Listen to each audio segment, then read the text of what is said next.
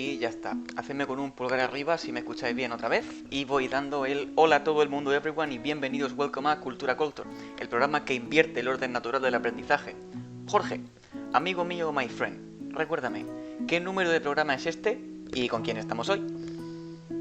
Bueno, amigo mío, my friend, hoy estamos en el capítulo 23 y tenemos aquí a Alicia Martorell, que es traductora, pero yo voy a dejar que se presente ella porque se conoce mejor que nadie.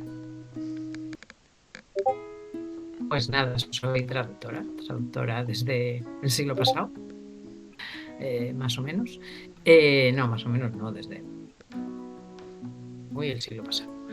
Yo empecé a trabajar con una máquina de escribir, que esto supongo que siempre le hace mucha gracia a la gente, y trabajé muchos años con la máquina de escribir. Lo que pasa es que yo me subo enseguida a todos los trenes que me pasan a tiro y enseguida me subí al tren del ordenador. Mi primer portátil tenía el tamaño de una lavadora pequeñita, pero bueno, por lo menos lo podías meter en un taxi, y llevo viviendo de la traducción desde entonces. Siempre he vivido de la traducción. Ya estoy muy cerca de la jubilación, pero no sé si me voy a jubilar, por lo menos de momento.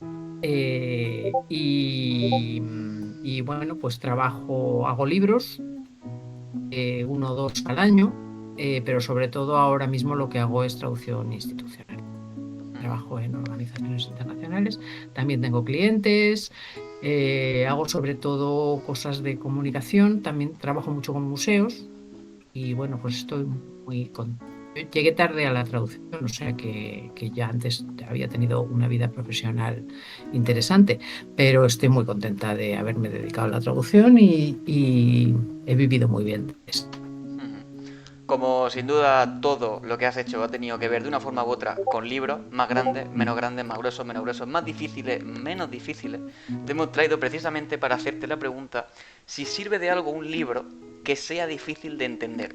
Sin embargo, voy a confesar que a pesar de la experiencia que nos has dicho, de tu larga trayectoria desde el siglo pasado, ni más ni menos, yo creo que tú de esto no sabes. Sabemos más nosotros. Así que, Jorge, nos voy a preguntar a nosotros, en concreto a ti, de nosotros dos y Sí, tú, ¿sirve de algo un libro que sea difícil de entender? Tenemos 7 minutos.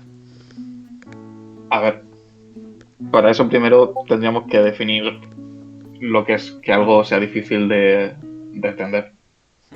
Porque es difícil porque las cosas son complejas o porque se explica mal. Claro, la clásica dicotomía tema complejo, mala explicación. Claro, lo primero de eso. Y en general puede ser las dos cosas. O es difícil porque lo que es el contenido es difícil de entender, o porque se explica mal. Claro, pero el libro que sea difícil porque su contenido es difícil de entender, ese realmente no tiene culpa. Ese simplemente tiene un concepto complejo y al final si tú tienes un concepto complejo necesitas ni que sea un vocabulario que esté un poco a la altura. Hombre, claro, eso sí. Claro. O sea, si yo cojo un libro de física cuántica, a lo mejor no me entero. Que a lo mejor Sí, lo han explicado súper bien. O a lo mejor no me entero. claro. No es como leer a lo mejor Crepúsculo. Claro, para mí Crepúsculo sería difícil de entender, pero en otro sentido, porque yo no soy Claro, el público objetivo. claro. Este- No ser el público objetivo también es una dificultad claro. para leer algo. Mm. Pero me he equivocado, Jorge, porque hemos dicho que la física cuántica es difícil de entender, pero realmente no lo es. Y ¿No? tengo el libro que lo demuestra. Mira este. Ah, bueno, mira. ¡Pum! Física cuántica para bebés. ¿Qué te parece? A ver. Eh, es maravilloso. Con esto estamos Ah, demostrando que en realidad quien se explique no es tan difícil difícil. es porque quiere. O sea, tú puedes Claro. explicar algo complejo fácilmente. La prueba de ello es que hay más de esta misma colección. Mira, todo el Mm, libro de física para bebés. Toda joder. la colección. Eso es dedicación. Hombre, Así, así sí. tanta dedicación. Eso llega el bebé a Mm, la ESO sabiendo. buah, sobrado. Ahí está. Pero también, realmente, ya que estamos hablando de cosas que son difíciles, tú has dicho que Crepúsculo sería difícil de entender porque no eres el público al que va dirigido. ¿Correcto? Pero, ¿sabes qué libro es más difícil de entender que Crepúsculo? ¿Cuál? Miau. Miau, este de aquí. Ese de ahí. Eh, Claro, guionizado, escrito, redactado por gatos. Efectivamente. Ahí está. Y ese sí es difícil de entender por el simple hecho de que nadie lee Gatún. Hablar puede ser. No son. Claro, es lo que Claro. te iba a decir, o sea, hablar, hay gente que habla gatuno, yo creo. O sea, tú a un gato Sí. le vas por la calle y le haces miau y a veces te contesta. Mm. Otra cosa es que tú le Pero entiendas de leerlo, vuelta, pero leerlo claro. ya sí que no. Eso ya sé que no. O sea, de hecho, para leerlo tendríamos que ser como este paisano de aquí. Que este sí que se está enterando bien. Eso sí se entera, sí. Claro, ese es nativo. Mm. Pero realmente este libro es difícil de entender, pero este yo no le doy culpa ninguna, ¿sabes? Yo a este lo perdono. No. Claro, a ver. Porque al final Para no perdonar. es solo problema nuestro. Claro. Ahí está, Además mola un montón. Un gato solo en Gatún. ahí está. Ah, vale. Pero voy a volver a lo que has dicho antes, a la dicotomía entre la dificultad por concepto o la dificultad por contenido. O sea, no, al contrario, por forma. Dificultad por contenido y dificultad por forma. Porque realmente podemos combinar las dos dificultades y tener el peso pesado de la dificultad. El libro de filosofía. Porque Ahí el síndrome del tengo que dar filósofo... palabra. ¿Sabes cuál es el síndrome del filósofo? Me suena. El El que síndrome del filósofo. quiere hacer que la gente aprenda sobre la sociedad con su libro, así que lo va a hacer imposible de entender y te digo más, infumable. Sí. La verdad es que sí. Y luego no es que te lo explique con ejemplos, sino que te tienes que buscar tú la vida para ver si lo entiendes o no, en base a los ejemplos que buscas. Ahí está. Al final, claro, eso es un problema porque el objetivo de un libro no deja de ser transmitir información. Claro, Si tú le pones trabas a la transmisión de información demasiado grande, pues no vas a transmitir información. efectivamente. ¿Y de qué te sirve el libro que transmita poco? No mucho. La verdad es que no mucho. Aunque Dime. puede tener alguna utilidad uno de esos. Porque puede tener utilidades fuera de transmitir información. Puede tener utilidades prácticas. Utilidades extralibrísticas. Se podría decir que son utilidades extralibrísticas. Ponme un ejemplo. Por ejemplo, si la mesa está coja, para calzar. El libro puede valer para calzar, Claro, por ejemplo. está perfecto. Que si no lo entiendes, no es que no te sirva, sino puedes encontrarle una utilidad, que es calzar. A lo mejor tienes que aplastar un bicho. También. El libro es muy también. difícil, pero si es muy difícil porque es muy pesado, Si es muy pesado, a lo mejor ya puede sirve para otras cosas. Pisa papeles. pero bueno. Igual va siendo un poco hora de que nos dejemos Sí, de es opinología, nos es dejemos de bastante este probable. cuñadismo ilustrado que tanto nos gusta y concedamos que en realidad al final el libro está muy bien para transmitir información, pero también hay libros que tienen como objetivo simplemente el disfrute. Y si somos Efectivamente. justos, hay gente a la que le encanta blanco sobre blanco, así que escucha, O el plátano pegado a la pared con cinta americana, también es verdad. ¿Quién somos que nosotros? se llama comediante. ¿Quién somos nosotros para decirle a alguien no, esa obra de arte no te puede gustar? Claro. Así que si te parece, Jorge, vamos a ir dándole paso a Alicia, que Sí, además me parece seguro bien. que encuentra alguna manera de conectar todo esto con la traducción, porque ha trabajado con tantos libros difíciles. Es lo primero que iba a decir, que yo diga lo que diga, lo voy a decir en relación con la traducción porque es el caldo en el que vivo. Hombre, yo lo primero es que voy a negar la mayor, no me queda más remedio, porque no se trata de que haya libros difíciles o no difíciles, se trata de que hay gente más o menos preparada para entender según qué libros o gente que solamente puede leer, pues no sé qué deciros. Iba a decir a Jorge Bucay, pero yo creo que ya no le conoce nadie. A Paolo Coelho o algo así, ¿eso sí se entiende? Sí, se entiende, Sí.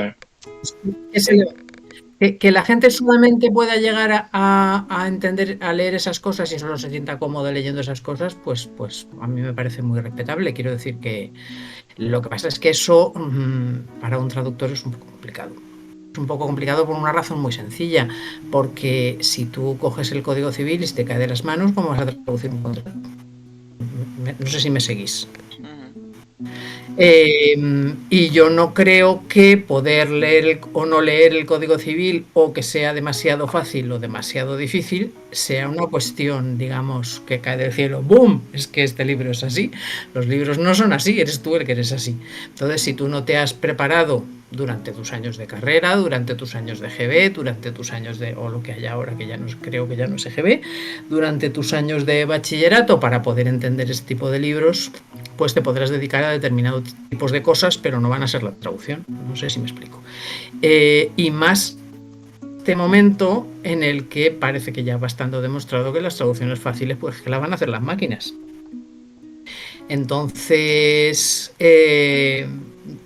digamos que volviendo un poco al tema de la traducción, que es el que me interesa a mí, si tú quieres prosperar en este terreno, tienes varias opciones. Una es ir al trantrán y no coger cosas que se escapen de tu zona de confort nunca, es decir, dedicarte solo a leer cosas fáciles, a traducir cosas fáciles y a moverte en un entorno con un nivel de exigencia bajo. O tienes la opción de ir tratando de escalar un poquito, ¿no? De adquirir capacidad para entender un mayor grado de complejidad. Es decir, es que el problema no va a estar nunca en los libros, que sean fáciles o sean difíciles. El problema lo tendrás tú, que no te has preparado suficiente para acceder a determinados tipos de libros. Como uno no se puede preparar para todo, llega un momento en el que tienes que elegir. Es decir, yo no voy a estudiar física cuántica porque me exigiría un nivel de tiempo y de esfuerzo que no estoy dispuesta a, y por lo tanto retiro, digamos, de mi elenco de cosas que puedo traducir la física cuántica.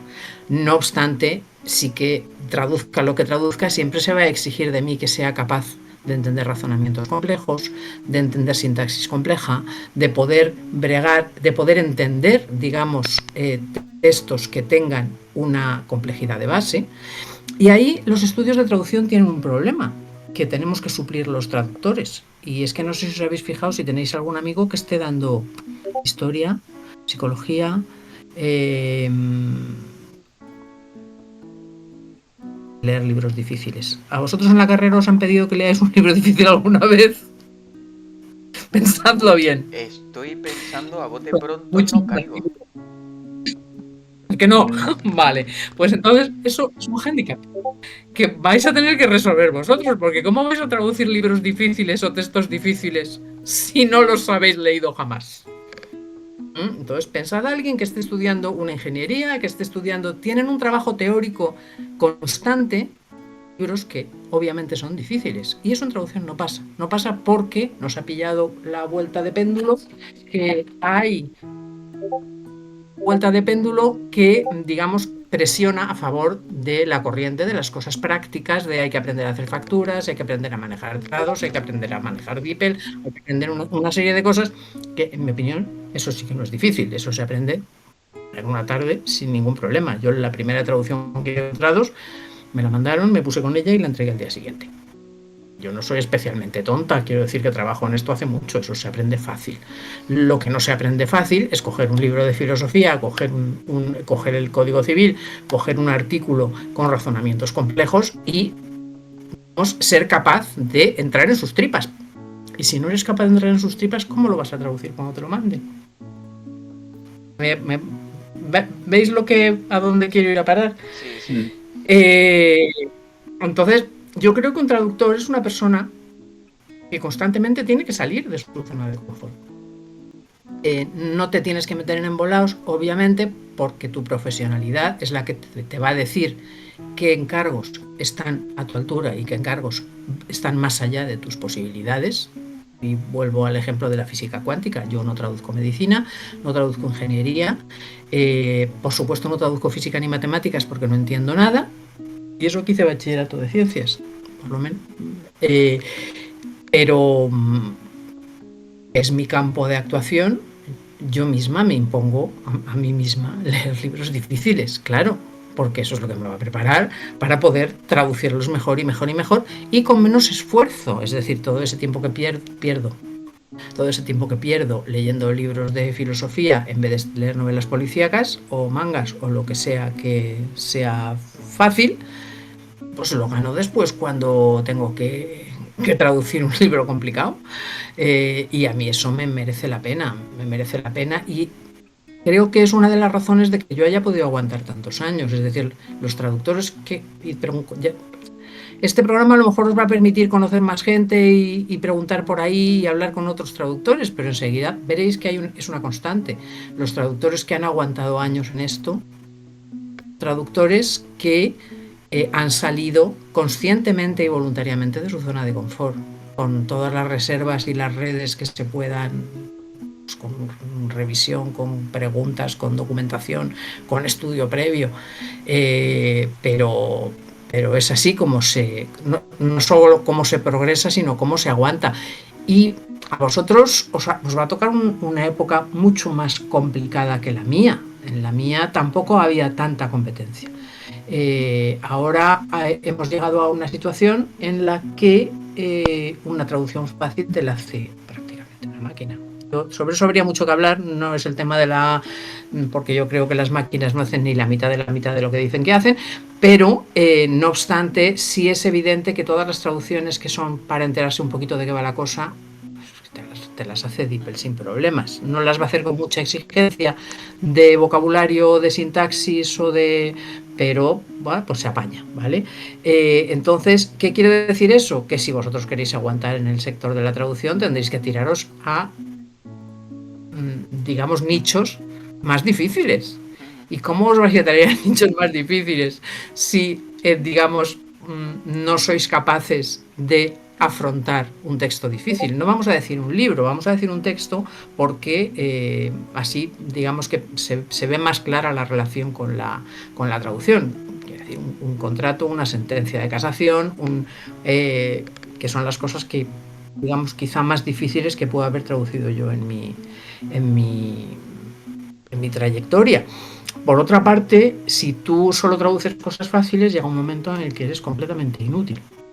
Eso es así. Quiero decir que un traductor sobrevive porque escribe muy bien y porque interpreta muy bien. ¿Y eso cómo lo haces? Aumentando tu nivel de exigencia contigo mismo, siempre. Buscando textos que te sometan a tensión. Porque si no te someten a tensión, ¿qué sentido tiene esto? Es que casi es mejor estar poniendo copas. Es que a mí lo que me gusta de la traducción es eso. Sino que hago las suposiciones. Entiendo que aboga claramente por la idea de que cada libro difícil, cada texto difícil, no deja de ser un desafío, o sea, un peldaño más en el entrenamiento hacia cosas mejores. Claro, pero además tú tienes que entrenarte a escribir muy bien, porque estás compitiendo con una máquina, y entonces tienes que saber que tienes que tener una capacidad de estilo mayor. ¿Cómo adquieres esa capacidad de estilo si no es leyendo libros complejos? Es decir, si te limitas a leer a Ken Follett o traducciones de Ken Follett, llegará un momento en el que tendrás una sintaxis plana. Si quieres no tener una sintaxis plana y superar a la máquina en una capacidad de estilo, de sintaxis compleja, de capacidad de transmitir con distintos matices, de capacidad de cambiar de registro, claro que tendrás que leer mucho, mucho y muy difícil. Si no, no te auguro ningún futuro. No sé si me explico. Sí, perfectamente. Y volviendo un poco a lo que decía al principio, el problema no es el libro. Los libros son como son. El problema es uno. Está más o menos preparado para hacer más o menos frente a según qué tipos de texto. Entonces, si tu preparación solo te permite acceder a un abanico de textos así, pues bueno, ¿qué va a ser de ti? No te vas a poder dedicar a esto. O sí vas a poder, pero vas a hacerlo en un nivel de superexplotación máximo. que eso también pasa en la traducción como pasa en todos los sectores. Cuantas más habilidades complejas tienes, más fácil, no más fácil, porque es que eso no es fácil nunca, pero digamos que más ases tienes en la manga para escapar de la precariedad y Mayor y es de tu las abanico de super. oportunidad. Sí, o sea, tu ventana de oportunidad y tu abanico de opciones. Claro, entonces tu objetivo tiene que ser dentro de más o menos tu ámbito de trabajo, porque no se puede abarcar todo, es tener una máxima seguridad sobre una base lo más amplia posible. Y eso solamente se alcanza enfrentándose a textos complejos, no hay otra forma de hacerlo. Yo creo que no la hay. Y quien dice textos complejos dice pues hacer cursos o dice... Yo he hecho muchos cursos, sobre todo cursos de extensión de la UNED o curseras, pero ahora ya he decidido que lo que más me interesa es leer y entonces me he puesto un plan de lecturas de filosofía, que es lo que creo que yo necesito más, digamos, ampliar es donde tengo más déficit y eso es complicado teniendo en cuenta que es mi campo de trabajo habitual, entonces estoy colmando, digamos, agujeros en mi formación filosófica, punto. ¿Que es difícil? Pues claro que es difícil, es muy difícil. Siempre pensando en ese déficit que tienen los estudios de traducción de trabajo teórico, que es cero. Vamos, se hace traductología. Si eso el máximo nivel de trabajo teórico en una facultad de traducción es la asignatura de traductología. Entonces yo creo que eso no nos beneficia nada. Entonces el trabajo teórico nos lo tenemos que buscar por nuestra cuenta, igual que una persona que está estudiando historia se tiene que leer a lo largo del año 40 manuales para hacer el examen. Bueno, pues si a nosotros no nos lo van a pedir, por lo menos que podamos suplir ese trabajo teórico de alguna manera que nos permita después colocarnos en mejores condiciones, que viene un mundo mucho más duro que el que he conocido yo. No es que para mí haya sido fácil, entendedme, pero ahora mismo estamos ante un cambio de paradigma que es radical. Y he apuntado una cosa. ¿Luego? Sí. Habéis dicho en un momento dado que los libros transmiten información. Yo creo que la información es lo de menos. La información, ahora estamos en una época en la que hay una superabundancia de información. La información está en todas partes, eso no es problema. La información nunca es un problema ahora, lo ha sido antes, que te tenías que ir a la Biblioteca Nacional si es que vivías en Madrid, y si no, cogerte un tren, irte a Madrid, suponiendo que tuvieras un tren, irte a Madrid y meterte en la Biblioteca Nacional, era todo muy complicado. Ahora no, ahora desde la ventanilla de tu casa pues puedes acceder a toda la información que quieras. El problema no es la información, no lo es, el problema es cómo tú trasiegas esa información, cómo la procesas, cómo la tramitas, cómo la jerarquizas, cómo decides por qué esta información tiene un rango superior a esta en el Rincón del Vago o en lo que sea que haya ahora en lugar del Rincón del Vago. Que es saber cuándo está hablando un experto o cuándo no, cuándo te la están intentando meter doblada, que eso lo hacen todos los días todos los periódicos, y eso lo tienes que intentar desactivar, por lo menos en tu cabeza, para poder entender lo que cada texto tiene debajo y que eso pueda llegar a la traducción que hagas de ese texto, porque si no, vas a traducir una palabra detrás de otra. ¿Y eso qué es? Eso ya lo hacen las máquinas. Y no DeepL, hace muchísimo. Eso ya lo hacía Google Translate. Tú lo que traduces es un discurso, y para poder traducir un discurso lo tienes que entender. Y para entender ese discurso tienes que tener la cabeza armada para poder jerarquizar y organizar la información. Que un libro transmite información es irrelevante. Completamente irrelevante. Lo que estás contando me recuerda mucho. Antes nos hemos cachondeado mucho de no, los libros difíciles son inútiles, tal. Sí, Hablando claro. un poquito más en serio, me recuerda que... a una anécdota, no sé si es verdad o no, pero leí, de un profesor de cálculo en una universidad al que le preguntaban ¿para qué sirve esta asignatura? Y respondía, tú juegas en el equipo de fútbol, ¿verdad? ¿A que hacéis entrenamiento de pesas? Y respondía, sí. ¿Por qué haces entrenamiento de pesas? Si las pesas no sirven para jugar mejor al fútbol. Porque nos hace más fuertes en general y mejora nuestra condición física. Pues juntando un poco esa anécdota en la que el cálculo sería lo que te hace más fuerte en general para cualquier otra cosa a la que te enfrentes después, tomando la idea esta clásica nietzscheana de que quien lucha con monstruos, en monstruos se convierte, quien se refleje en libros difíciles acabará teniendo una capacidad de procesarlo y de procesar cualquier otra cosa a la altura de los libros que maneje. Y más en este mundo tan... Estamos a las puertas de algo que no sabemos lo que es. O sea, a vosotros os va a tocar trasegar un montón de cambios y adaptaros a un montón de cosas. Pues si estáis bien fuertes lo haréis mucho mejor. Perfecto. Yo todavía puedo decir, si esto se pone chungo y deja de haber traducción, pues me jubilo. Pero vosotros no. Entonces tenéis más interés, mucho más interés que yo en poneros fuertes, efectivamente, en hacer pesas con la cabeza para que vuestra cabeza funcione bien. Sí. Te tomamos ese consejo, te lo robamos y que sepas que ahora es nuestro. Muy interesante todo lo que nos has dicho, Alicia, Sí. de verdad. Te voy a preguntar, ¿quieres añadir algo más o pasamos a la traca final? Añadir algo más, no, yo creo que ya he dicho mucho. La cosa es todo eso, irlo elaborando e irlo... Ah, sí. Hace unos meses, no sé si conocéis el Trujamán, que es una columna sobre traducción que publica el Instituto Cervantes. Me suena. Un profesor de la Universidad de Barcelona publicó uno que se llamaba El Tornillo, que era muy interesante y hablaba de una película, creo que, una película española de los años 60, en la que un 600 se quedaba tirado, llamaban a un mecánico, llegaba el mecánico, hacía clic, clic, son 200 pesetas.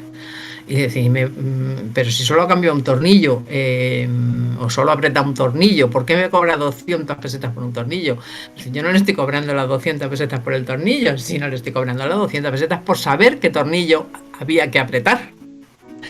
Ese sería, digamos, mi último comentario. La verdad que lo explicas bastante bien y lo ejemplifica Sí. a la perfección. Ahora sí que sí, te voy a dar las gracias, Alicia, por venir con nosotros. Te voy a dar las gracias a ti, Jorge, como siempre, por acompañarme. Y ya vamos dando, esta vez sí, la traca final. Y ahora le voy a dar las gracias a la audiencia por venir y llegar hasta aquí. Entiendo que si ha llegado hasta aquí le ha parecido ni que sea mínimamente interesante. Y voy a hacer una pregunta al aire. Tenéis prohibido responderla vosotros.